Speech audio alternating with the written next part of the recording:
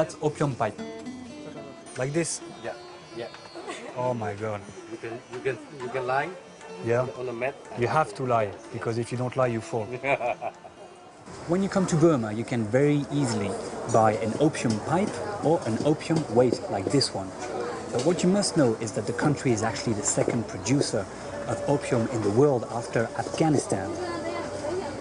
What's quite funny is that on one hand, the regime actually benefits of this traffic, and on the other hand, it's actually created a huge museum, a fight against the drug.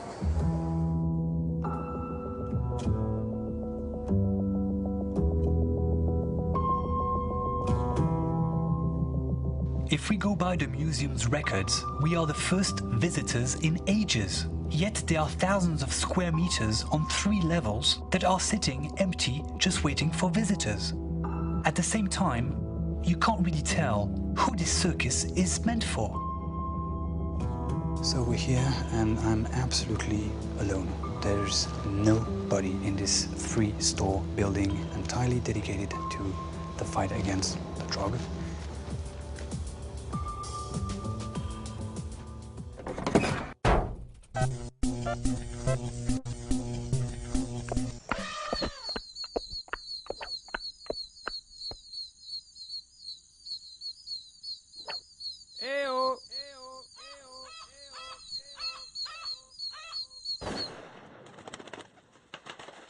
Okay.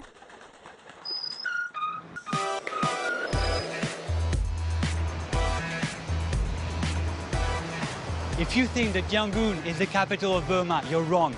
It's Naypyidaw, a new city created by the junta about 200 miles north from here. And to link those two cities, they created a huge highway that we're going to try and take now.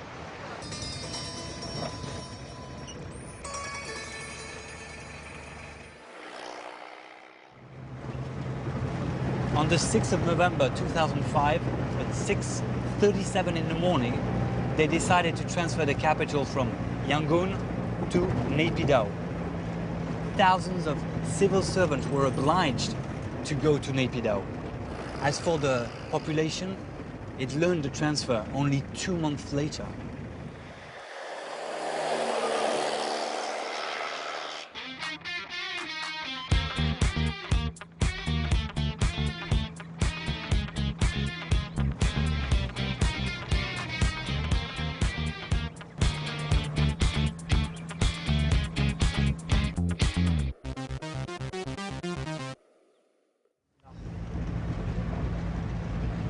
Okay, from here on, no tourists are allowed. Only businessmen and officials can come through. So from here on, we'll try and keep a low profile because we don't want to get arrested.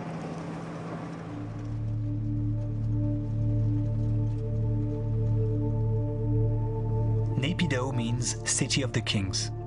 Simple and humble as usual.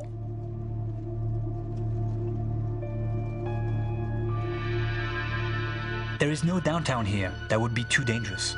The capital was built in zones. A zone for luxury hotels, another for malls. There's also a zone for the civil servants' houses, and high security zones, such as ministries. Here, the Ministry of Information.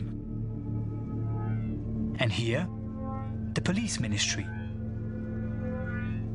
And a bit further, the military zone, with their army camp. A highly protected zone, but we're not going to stick around here because it's too risky. You should know that half of the regime's 400,000 soldiers are stationed here in the new capital. And Burma is simply the biggest army in the region, after China, of course. Naypyidaw is also a little paradise for the regime's bureaucrats. Drinking water, electricity round the clock. The city is like a giant VIP space, surrounded by 200,000 armed bouncers. And inside, it's first class, all the way. So here we're in the middle of the capital, and we found this golf here. This golf practice, and there's just absolutely nobody. There must be a huge economic failure, this place. Well, let's give it a try, anyway.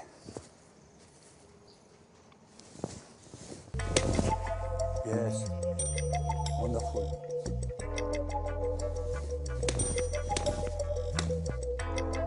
This place in the middle of nowhere looks like a fake city.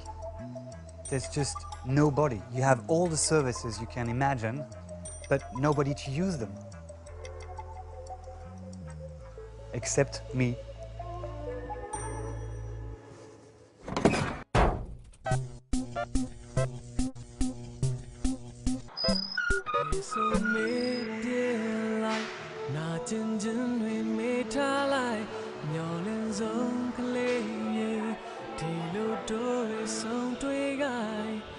Living in Burma today is a bit like if someone made you watch a really bad movie in a gigantic open-air prison. The regime has staged a grotesque play on a countrywide scale, a show in which the Burmese are both the main audience and the primary victims.